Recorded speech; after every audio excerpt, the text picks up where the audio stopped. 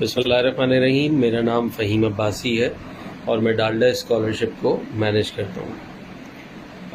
आजकल बहुत सारी एक्टिविटीज़ डालडा स्कॉलरशिप्स के हवाले से चल रही हैं, तो मैंने सोचा कि मैं कुछ एक्सप्लेन कर दूँ आपको, उन लोगों को गाइड कर दूँ जो थोड़ा सा जो है वो नहीं समझ पाएँ इस सिस्टम को।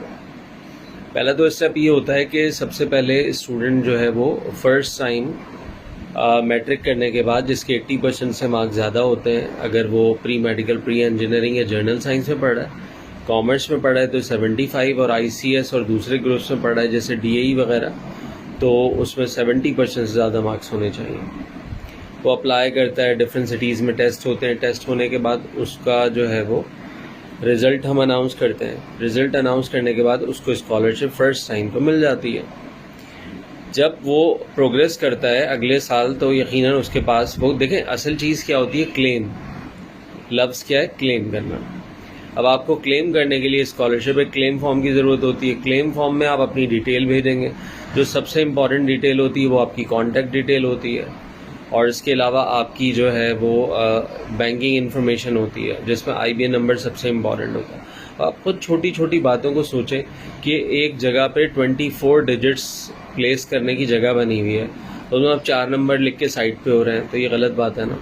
आप सोचें कि कोई मैकेनिज़्म ऐसा होगा, या आप अपना फ़ोन नंबर नहीं लिख रहे, या फ़ोन नंबर ऐसे आदमी का दे रहे हैं जो हाँ हूँ कर रहा है फ़ोन सुनने के बाद, और वो पहचान भी नहीं रहा आपको। तो आप खुद सोचें, दो चीज़ें बहुत ज़्यादा इम्पॉर्टेंट हैं, कॉन्टैक्ट डिटेल और एक बैंकिंग इन्फॉर्मेशन। जब ये चीज़ें सही होंगी तो आपको स्कॉलरशिप मिलेगी। लेकिन एक और सबसे प्राइम इम्पॉर्टेंट चीज़ क्या है कि आप क्लेम कर रहे हैं। आप क्लेम कर रहे हैं, पहली दफ़ा स्कॉलरशिप मिल गई टेस्ट की बेस पे, अगली दफ़ा आप क्लेम कर रहे हैं कि जी क्यों क्लेम कर रहे हैं, इसलिए कि आपने फर्स्ट ईयर में 80% या उससे ज़्यादा मार्क्स ले लिए, ठीक है। उसके बाद अब आप अगले साल फिर क्लेम कर रहे हैं, इसलिए कर रहे हैं कि अब आपने इंटर भी कर लिया और आपकी 80% से ज़्यादा है, और आपका किसी गवर्नमेंट के इंस्टीट्यूशन में, मेडिकल कॉलेज में, इंजीनियरिंग यूनिवर्सिटी में, किसी बिजनेस स्कूल में आपका एडमिशन हो गया, ठीक है। ये करने के बाद फिर आप अब हमें कैसे पता चलेगा कि आपका एडमिशन हुआ है, तो आप कॉलेज की रिसिप्ट जहाँ एडमिशन हुआ है, इसके अलावा कॉलेज का कार्ड, कोई प्रूफ ऑफ एडमिशन आप हमें प्रोवाइड करेंगे, प्रूफ ऑफ पेमेंट प्रोवाइड करेंगे, आपने फ़ीस कितनी दी है, फ़ीस की रिसिप्ट लगा देंगे, तो हमें पता चल जाएगा कि आपका यहाँ एडमिशन हो गया है। इसके बाद फिर नेक्स्ट ईयर फिर क्लेम फॉर्म आपको फिल करना होगा। अब आप प्रोफेशनल कॉलेज के फर्स्ट ईयर यानी 2 सेमेस्टर आपने कर लिए होंगे, तो अब आपको फिर स्कॉलरशिप क्लेम करनी होगी। एड्रेस हमारा वही है, C89D first floor, 12 commercial street, phase 2 extension, DHA Karachi, Pakistan. इसी पे आपको क्लेम फॉर्म फिल करके भेजना है। और दूसरी इम्पॉर्टेंट चीज़ ये कि कौन लोग एलिजिबल नहीं होते, जो अभी कहीं नहीं पढ़ रहे, जिनको एडमिशन ही नहीं मिला, दोबारा MD कैट की तैयारी कर रहे हैं, घर में बैठे हुए रिपीट कर रहे हैं, उनको स्कॉलरशिप नहीं मिलती, वो क्लेम फॉर्म भर के ना भेजें। इसके अलावा बहुत सारे लोग ऐसे हैं जो कि क्लेम फॉर्म भर के भेज देते हैं। देखिए, क्लेम फॉर्म भर के भेजना ठीक है, आ गया हमारे पास, लेकिन अब वो रिक्वायर्ड मार्कशीट उस पर नहीं लगी होगी, तो हम उनके क्लेम को ऑब्वियसली क्लेम पूरा नहीं होगा और उनको रिजेक्ट कर देंगे हम। यही होता है नॉर्मली, बिल्कुल इसी तरह से। बहुत सारे ऐसे स्टूडेंट्स हैं जो क्वेश्चन ये करते हैं कि क्लेम फॉर्म हमने भर के भेज दिया है, हम दोबारा क्यों भेजें, तो हमने तो आपसे मांगा ही नहीं दोबारा, पहली बात तो ये है। और अगर आपने क्लेम फॉर्म के साथ रिक्वायर्ड मार्कशीट नहीं लगाई थी तो हमने उसको साइड पे कर दिया और आपका क्लेम गलत है। लेकिन अगर आप वो मतलब हम सेकेंड टाइम मांग ही नहीं रहे। अब आप ये सोचें कि लोग लिख रहे होते हैं मुझसे 3 दफ़ा मांग रहे हैं, मुझसे 4 दफ़ा मांग रहे हैं। भाई, आप एक मेलिंग लिस्ट के अंदर हो, अगर खुदा ना खास्ता क्या आपसे मतलब माजरत करके आपके पास गलती से एक SMS आ जाता है, तो आप उसको इग्नोर कर दें, और इससे ज़्यादा क्या है। माशाल्लाह पढ़े लिखे लोग हैं, और बहुत ही ज़्यादा पढ़े लिखे लोग हैं, क्योंकि आपको पता है majority Dalda scholarship holder doctors हैं। तो डॉक्टर बनना पाकिस्तान में बहुत बड़ी बात होती है, वो भी गवर्नमेंट रन मेडिकल इंस्टीट्यूशन में। तो जनरली आप ये सोच लें। Excuse me.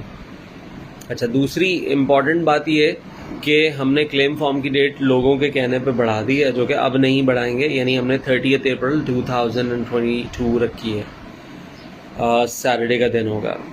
अच्छा, उसके बाद हम नहीं बढ़ाएंगे, लेकिन हमें ये बात का पता है कि हम कोई भी पोस्ट लगाएंगे डालडा स्कॉलरशिप के पेज पे या फाउंडेशन के पेज पे, फ़ौरन नीचे लिख के आ जाएगा मुझे स्कॉलरशिप नहीं मिली। तो भाई, उन तमाम हजरात से, लोगों से दरख्वास्त है कि अल्लाह के वास्ते आज अभी टाइम है, 6 दिन है, आप मज़े के साथ फॉर्म भरें, 2-2 लाइनें एक दिन में फिल करें, हमें 30 अप्रैल या उससे पहले क्लेम फॉर्म भेज दें।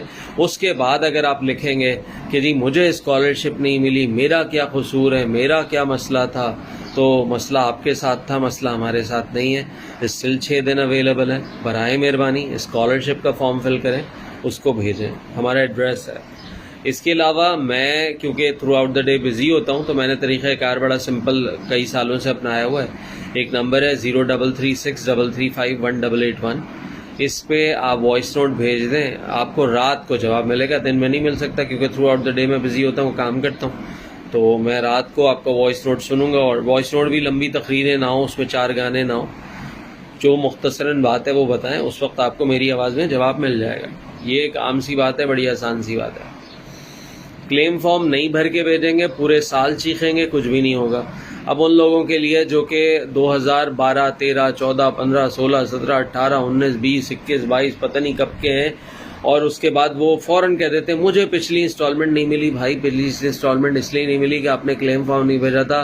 क्लेम फॉर्म भेजते हैं तो हम उनको काउंट करके, पैसों का हिसाब करके बजट बनाते हैं, फिर बजट डालडा फाउंडेशन को, डालडा फूड्स की तरफ से रिलीज़ होता है, फिर उसके बाद स्कॉलरशिप मिलती है। ठीक है, ये बात हो गई।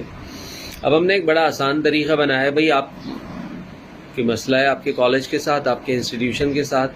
आप देखें अप्रैल के लास्ट वीक में हम आ गए और अभी तक आपको ट्रांसक्रिप्ट नहीं मिली, आपको मार्कशीट नहीं मिली, कोई बात नहीं। आप एक सिंपल काम करें, ये वेटलेस फॉर्म एक नया हमने निकाला है और आप कंफ्यूज होने की ज़रूरत नहीं है। या मतलब क्या अजीब सी बात है, मुझे ये समझ में नहीं आता कि लोग ये कह रहे होते हैं कि क्लेम फॉर्म मैंने भेज दिया, क्या अब मैं वेटलिस्ट फॉर्म भेजूं। भाई वेटलिस्ट फॉर्म क्यों भेजोगे आप? जब आपने क्लेम फॉर्म में प्रॉपर मार्कशीट लगा के भेजी है तो आपको क्या ज़रूरत है भेजने की? वेटलिस्ट फॉर्म सिर्फ और सिर्फ उन लोगों के लिए जिनके पास मार्कशीट नहीं है और जो क्लेम फॉर्म नहीं भेज सकते। तो वेटलिस्ट फॉर्म से ये होगा कि हम अपना बजट बना लेंगे उन लोगों के लिए भी, और जब वो क्लेम फॉर्म जब 30 अप्रैल के बाद भेजेंगे तो हम उनको स्कॉलरशिप रिलीज़ कर देंगे, क्योंकि उनका नाम हमारे पास होगा कि हाँ भाई इनकी साथ ज़्यादती हो रही है, इनको मार्कशीट नहीं मिली है। ठीक है ना, इस तरह से सिलसिला है। बात समझ में आ रही होगी।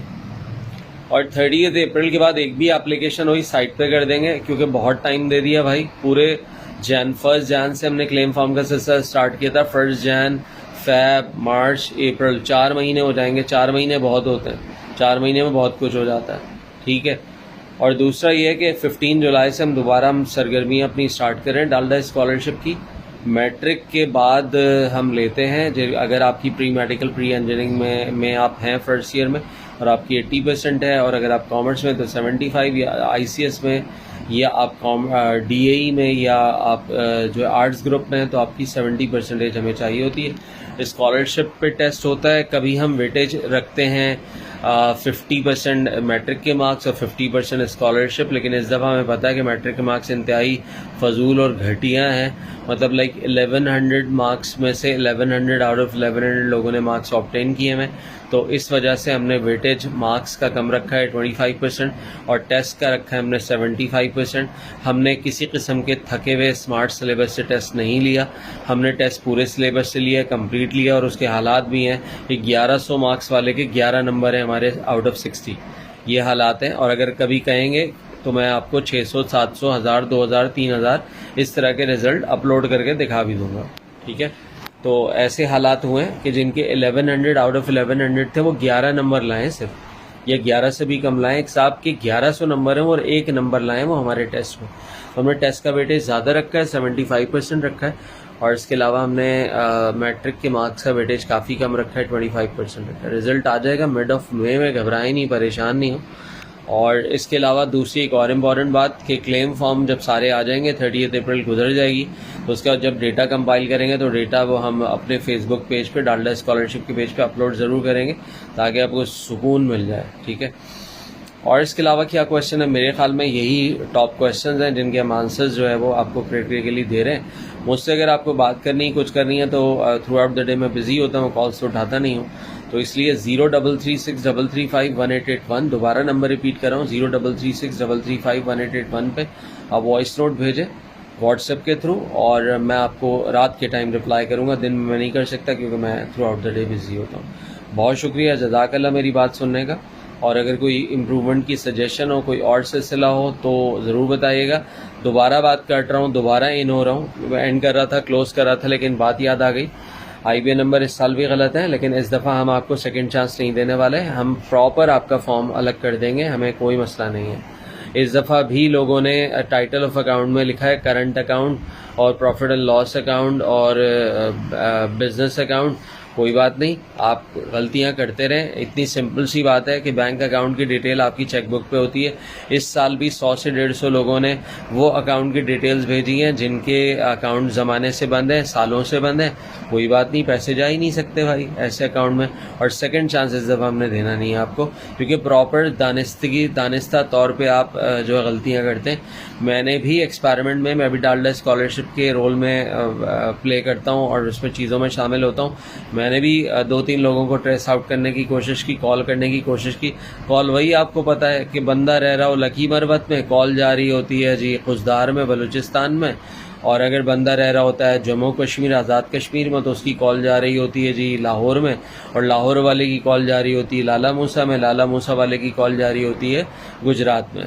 तो ये सिलसिले चलते रहेंगे और आदत हो गई है। और अब इस तरह नहीं फर्स्ट कॉल आई मुझे दी जाएगी, मैं कॉल करके ट्राई करूँगा और मैं कहूँगा कि नहीं भाई वाकई कॉल नहीं जा रही है, तो कोई बात नहीं, कोई मसले वाली बात नहीं है, और बस ख़त्म सिलसिला। तो इस तरह से हम कर रहे हैं इस दफ़ा। और चांसेस जो हम माजी में बहुत दिया करते थे और लोगों को बड़े हम टाइम गेन करते थे, अब किसी किस्म का कोई टाइम गेन नहीं होगा, हर काम टाइम पे होगा। और जो गया तो गया, कोई बात नहीं, उसकी अपनी गलती है और उसको अपनी गलतियों से सबक सीखना होगा। तो आपकी मेरी तरफ से बहुत बहुत शुक्रिया, डालडा फाउंडेशन की तरफ से शुक्रिया कि आपने मेरी वीडियो देखी। और अल्लाह ताला आपका हामी व नासिर हो। अपना नाम दोबारा बता देता हूँ, फ़हीम अब्बासी मेरा नाम है, डालडा स्कॉलरशिप को मैनेज करता हूँ। आपका बहुत बहुत शुक्रिया।